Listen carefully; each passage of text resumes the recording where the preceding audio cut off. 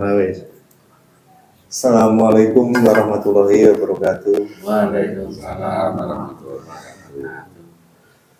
Di sini mau ada yang bertanya mengenai sepenggal kisah perjalanan saya. Ngoten nggih.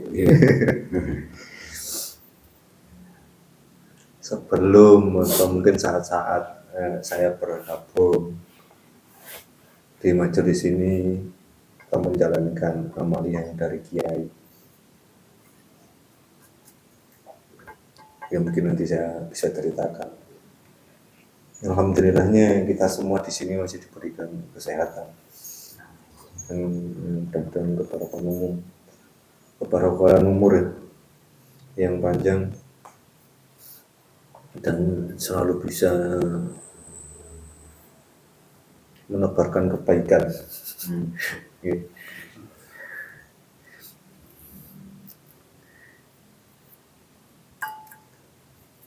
Mungkin kalaupun ada di luar sana atau saudara-saudara kita dimanapun berada, khususnya di Malang ini atau khususnya juga saudara seiman kita dimanapun berada, dari tanah Malang ini, dari tanah Jawa ini, dari Sabang sampai Merauke juga, dan dari segala penjuru alam nyata dimanapun berada selalu diberi kebarokan umur. Jika dalam permasalahan juga segera dipertemukan jalan penyelesaian daripada permasalahannya masing-masing. Amin amin ya rabbal alamin. Sing badhe ditanglet-tanglet napa Mas? Ngopi riyen jadi boten salah paham. Tidak salah paham.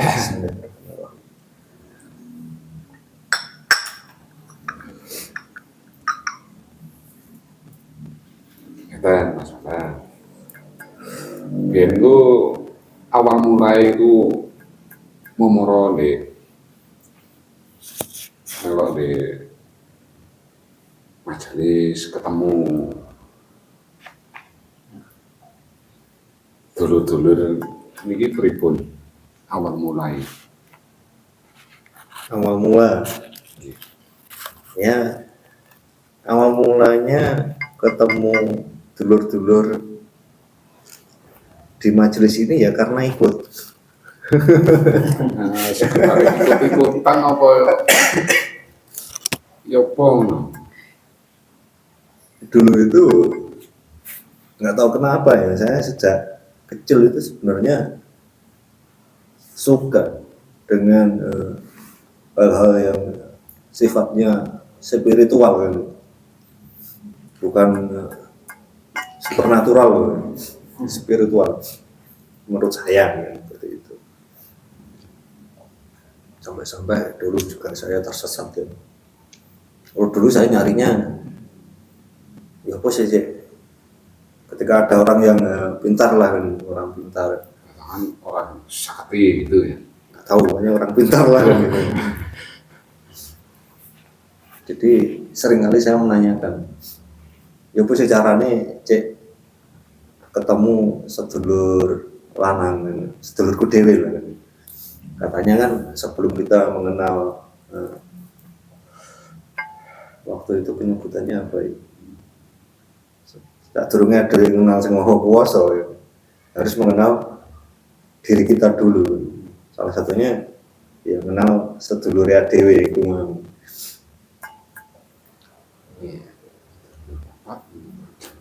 Sampai-sampai ya dengan beramalia-amalia puasa dan tetek bengek lah beberapa banyak kali tersesat menurut saya. Tapi Yang saat ini menurut saya saat ini loh ya, lelaku tersesat itu ya. lelaku. Mulai dari tenaga dalam, tapi konteksnya tenaga dalam yang saya jalani waktu itu nggak masuk akal juga sebenarnya kan. Kalau di akal sehat yang sekarang. Masuk akalnya gimana? Ya kita menjalankan ingin bisa mengolah tenaga dalam itu kita harus semedi dengan bacaan-bacaan ayat kursi, dengan puasa-puasa, ya dimingi-mingi seperti itu dulu lah kan. Tapi sebenarnya ya dulu itu kalau pas tenaga dalam itu niatnya kan ingin merubah diri saja. Karena dulu saya juga bukan orang yang baik-baik, sangat tidak baik. Karena saya ingin berubah daripada pergaulan, yang pergaulan nggak karu-karuan mas. Gimana saya bisa berhenti dari pergaulan ini? Dan saya menjalankan itu dengan saya puasa, akhirnya kan konco-konco kan ya sungkan ini puasa aja ngombe kan gitu kan ya sungkan kalian kan seperti itu ya. Dan juga akhirnya saya sendiri pun pribadi lebih meningkatkan ibadah saya dalam artian sholat saya kan. Ketika saya puasa akhirnya sholatnya kan sergap, padahal saat itu bolong-bolong juga kan. Seperti itu. Tapi ya itu hitungannya oleh kesaktian sing rumahnya. Iya, dan keduanya terbesarnya kesaktian ada, cuma cenderungnya itu entah ini pembelaan saya mungkin ya. Ingin merubah, ingin lebih istiqomah beribadah kan itu. Tapi masih terselubung nafsu-nafsu itu tadi yang saat itu tidak saya sadari juga. Masa kita mau mendapatkan tenaga dalam, kita puasa 7 hari, setelah sholat kita membaca ayat kursi 100 kali. Tapi ada yang aneh, konteksnya itu ada yang aneh sebenarnya. Anehnya itu awal sebelum menjalani lelaku itu pun ada syarat tertentu itu orang sehat harusnya nggak mau gitu. Mungkin saat dulu saya memang nggak sehat kan.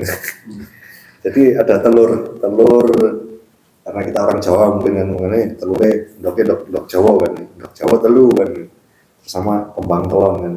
Kembang telon kan kembang 3 macam, 3 rupa. Entah di kembang apa yang 3 macam itu.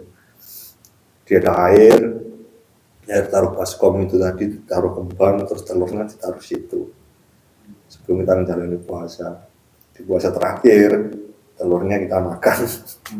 Enak rasanya, luar biasa, nggak karu-karuan. Jadi air-airnya juga itu diminum? Enggak, cuma telurnya. Telurnya. Tapi udah kerendam kembangnya, kembang sama air, kerendam air bunga selama 7 hari itu luar biasa. Badeng lah carane. Badeng. Kudune ndok iku mau dige besanggaran Mas wae Mas. Tapi adewe sing mangan. Astagfirullah. Seperti itu. Dan sampai-sampai dulu juga menjalankan ilmu-ilmu yang belum keputusasaan sih menurut saya.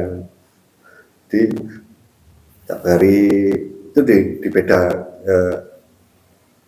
orang lagi sampai sebenarnya masih banyak sih cuma ini sedikit aja yang saya ceritakan ya. Sampai suatu ketika saya menjalankan istilahnya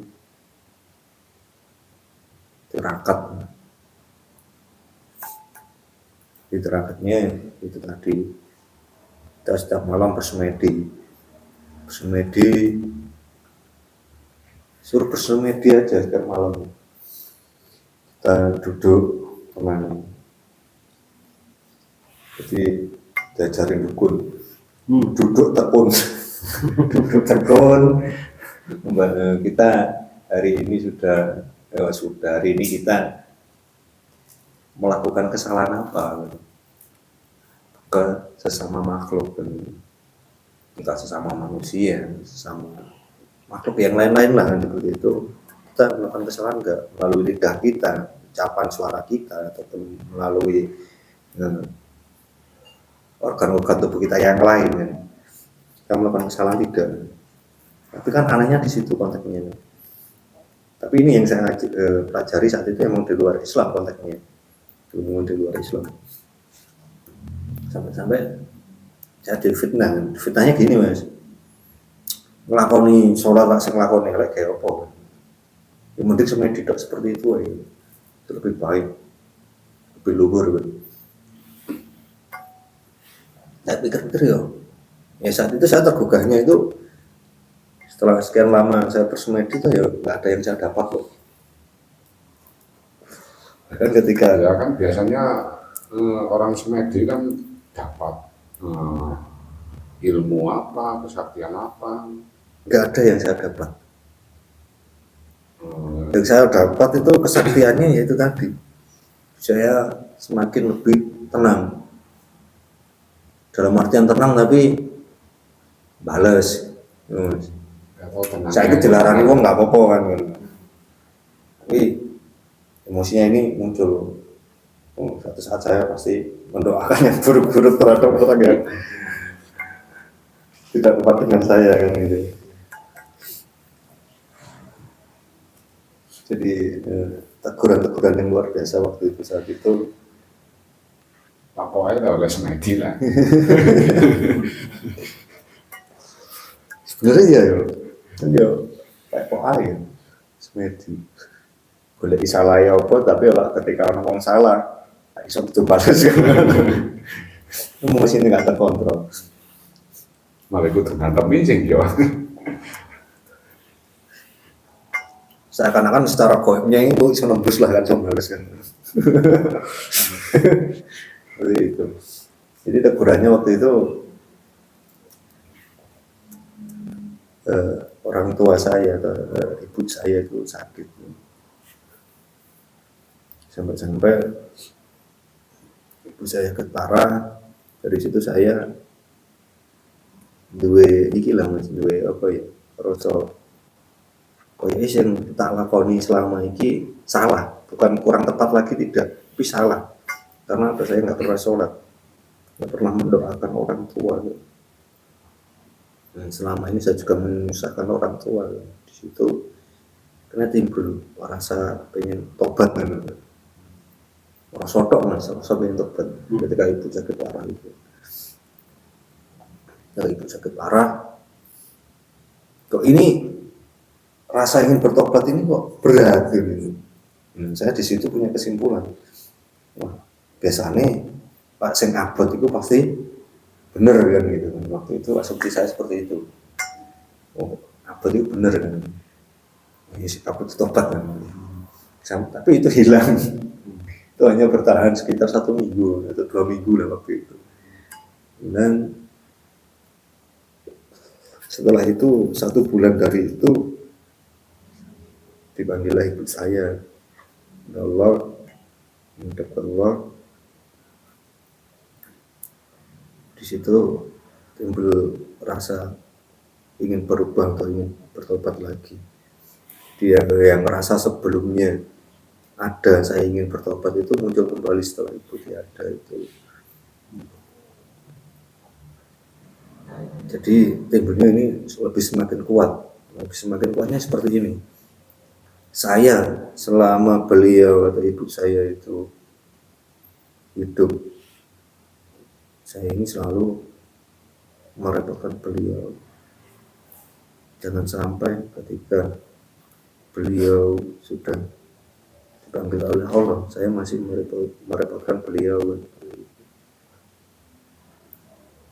Saya tersadar di situ, nah akhirnya muncullah ingin bertobat itu tadi, kok semakin berat. Wah, ini benar ini. Nah, saya akhirnya nyarilah di internet yang browsing Ustadz Ruqyah. Dulu saya juga waktu itu masih kerja saya dengan gaji yang lumayan besar waktu itu. Tapi saya mencari Ustadz Ruqyah yang benar-benar ikhlas menurut saya waktu itu kan. Jadi Ustadz Rukyah saya browsing-browsing, saya tanya tarif. Ketika ada beliau menjawab tarif, pasti saya tolak. Siapapun, nggak peduli siapapun itu. Tapi sempat ke situ juga. Enggak. Ya. Jadi kan waktu itu kan saya mendapatkan nomor kontak beliau yang Rukyah itu. Maharnya berapa, biayanya berapa, kan saya tanya seperti itu. Ketika beliau itu menjawab biaya, ya saya tolak. Saya mencari ustadz yang lain yang bisa merukyah saya. Sampai suatu ketika saya sebelum mendapatkan itu, saya di hati ini timbul. Tapi setelah ibu meninggal dulu, saya baru menjalankan sholat, berusaha menjalankan sholat 5 waktu. Karena saya juga waktu itu teringat, insya Allah dengan saya menjalankan kebaikan, ketika beliau tidak ada pun pasti akan mendapatkan kebaikan dari seorang anaknya. Di sini saya berusaha sholat 5 waktu dan nyambung lagi ke pencarian untuk dirukyah itu tadi kan. Saya belum menemukan ustadz yang atau orang yang bisa merukyah itu tadi, karena adanya tarif itu tadi. Kemudian saya sholat istikharah di dalam hati itu, saya berusaha sholat istikharah, ya Allah berikanlah saya petunjuk. Saya ingin bertobat dengan cara membersihkan diri melalui rukyah ini. Pertemukanlah saya dengan orang yang tepat. Di situ sholat istikharah itu berjalan 5 hari, baru saya mendapatkan kontak beliau yang bisa merukyah saya, salah satu pondok pesantren yang ada di nyebut. Jadi itu di Rungkut sana, di pondok pesantren Manfaul Falah. Seperti itu.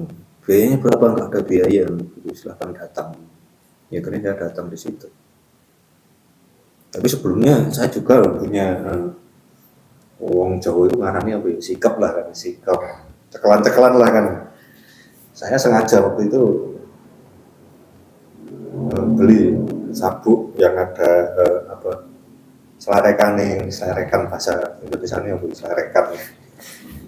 Jadi cekelan tak bisa mas dari telepon di jero sabuk apa. Mengingat saya membersihkan semua. Saya ingin benar-benar berubah, ingin bertobat. Saya bawa semua ke situ juga, saya pakai kan. Ketika di rukyah banyak kan, di situ kan waktu itu rukyah massal di pondok pesantren tersebut, banyak yang sudah muntah-muntah, bahkan ada yang kesurupan waktu itu juga pun. Nah akhirnya saya gak merasakan efek apa-apa, ya mungkin terlalu banyaknya yang negatif di diri saya. Akhirnya sampai ketemu yang terakhir kali itu kan, banyak yang sudah pulang, tinggal saya yang belum. Ya di situ akhirnya saya ditangani sama beliau tersebut. Dari situ akhirnya terdeteksi lah saya. Kalau membawa sikap-sikap itu? Enggak, terdeteksi saya itu, saya pernah menjalankan lelaku yang enggak tepat juga, yang di situ ternyata dari keterangan beliau itu saya ada perjanjian secara gaib. Ya, emang dulu itu pemahaman saya itu perjanjian gaib itu kan seperti pesugihan. Pesugihan. Ternyata tidak.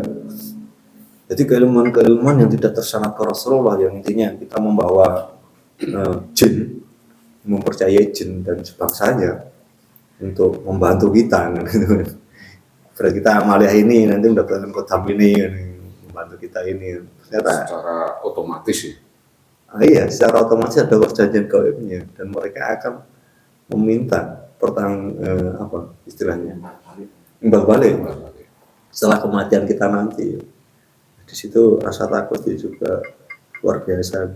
Udah diputus saja semua perjanjian gaibnya. Alhamdulillah beliau bisa ada sambungan yang bisa akhirnya memutus perjanjian gaib saya. Dan di situ akhirnya saya bertanya. Saya tidak bertanya yang aneh-aneh seperti dulu. Pengen ketemu sedulurku, itu enggak. Saya ingin berubah dan saya harus bagaimana biar tidak terjerumus lagi. Tidak salah dalam mana ya apa ya. Ya saya melok ngaji aku kan. Ngaji di mana kan, di sini kan, di daerah Surabaya itu saya di Kebalen Barat. Ini ngaji di Kebalen. Tiap hari apa? Kalau nggak hari Selasa ya Rabu gitu. Tempatnya di mana? Di sini kok nggak tahu. Udah gini ya mas, mungkin zaman di sana, saya sama Sherlock. Ternyata salah satu yang merugiah saya yang kebetulan saya tanya, yang kebetulan tak takon nih mas, beliaunya juga ikut bimbingan kiai yang seperti itu, yang sekarang saya ikuti ini kan. Jadi Mas Fauzi saat itu yang mengarahkan saya, masuk ke ngaji, malah ngaji. Udah. Jadi saya nggak banyak pertanyaan ngaji apa nggak tahu mas. Pokok saya ingin memperbaiki diri ini biar tidak terjerumus lagi, tidak salah jalan mana ini. Ya disitulah kira saya ikut. Ini sama tadi, mungkin sama seperti yang lain. Di situ saya di sana ya hanya ikut dulu lah kan, saya nggak tahu ngaji apa, yang penting saya ikut. Nggak tahu kenapa di situ akhirnya ada ketertarikan sampai pengen ketemu kiai. Di sini kan, di sana ketika saya bertanya saya harus bagaimana selanjutnya, ya kita di sini belajar bersama mas. Di sini nggak ada senior junior, nggak ada orang baru orang lama, karena kedudukan manusia di hadapan Allah nggak ada yang tahu. Entah orang yang baru ikut di sini kan, orang yang sudah lama mengamalkan ini, belum jaminan kan, seperti itu. Wah ini tambah mantap kan. Udah saya pengen ketemu kiai kan sempat saya tanya di sana, saya sempat roh lah kan, ini amaliyahnya beda kan gitu. Ini amaliyah apa kan? Ini saya nggak bisa memberikan. Ini harus ketemu yai. Setelah ketemu yai, nanti kalaupun yai menunjuk ke seseorang atau murid beliau yang menjelaskan atau apa yang artinya menyambungkan amalan ini, ya beliau yang nantinya menyambungkan amalan ini, seperti itu. Tidak sembarangan. Di situ saya yakin. Ini saya ikut kapan bisa ketemu yai. Terus carilah jadwal zikir akbar waktu itu. Zikir akbarnya hari Sabtu, malam Minggu, di 2 bulan sekali. Malam Minggu Kliwon sama Regi kalau nggak salah. Makanya datang ke beliau itu. Makanya di sana ditalkin di Toba, ditalkin yang lainnya. Saya itu nggak tahu apa-apa. Seperti itu. Yang penting saya jalani lah.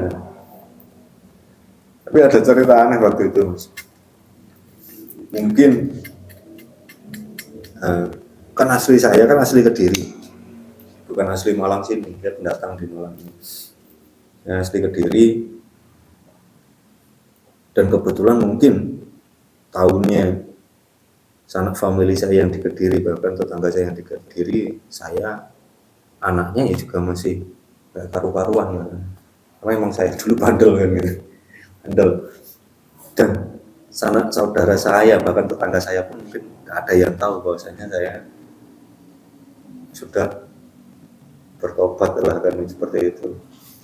Atau keseharian saya kan ketika saya sudah menikah di Malang ini kan saya kan jarang pulang ke Kediri juga. Jadi itu ceritanya itu saya ketemu Mas Fauzi yang meruqyah saya dan akhirnya saya bisa ikut kiai. Saya diruqyah Mas Fauzi itu di hari ke-21 harinya ibu meninggal seperti itu. Tapi ketika 7 harinya ibu meninggal, kan di rumah itu kan ada acara tahlil. Kebetulan tetangga, ya juga masih saudara sih, itu cerita. Kan orangnya ini kan juga orang spiritual juga punya guru. Jadi gurunya ini bilang ke saudara yang masih saudara itu tadi atau tetangga saya itu cerita, akhirnya diceritakan ke saya. Yang ceritanya itu beliaunya atau tetangga saya itu bilang, "Mbak, guruku kok moro-moro cerita mengenai ibumu," seperti itu. Jarane ibumu kaya wong bingung, kaya wong modele bingung jaluk tulung seperti itu. Itu di 7 harinya ibu seperti itu.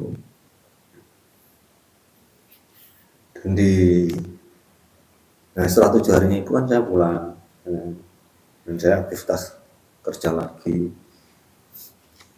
Dan di hari 21 saya ketemu Mas Fauzi waktu itu yang meruqyah saya dan menunjukkan jalan ke kiai ini. Dan saya sangat-sangat bersyukur melalui perantara Mas Fauzi saat itu saya bisa tersambung dan mengikuti bimbingan kiai. Dan anehnya itu kan di hari 40-nya ibu saya itu, saya kan kembali lagi ke Kediri pulang. Setelah saudara dan juga tetangga saya tadi pun cerita lagi, "Bang, guruku cerita mana yo mengenai ibu sampean? Sadurunge sepurane lho ya kan." Sama seperti yang dikatakan sebelumnya, sepurane ya. Jadi beliau cerita, "Bang, guruku cerita ibumu kok orang sing wis nulung," seperti itu katanya beliau. Seperti itu. Di situlah. Tapi saya tersadarnya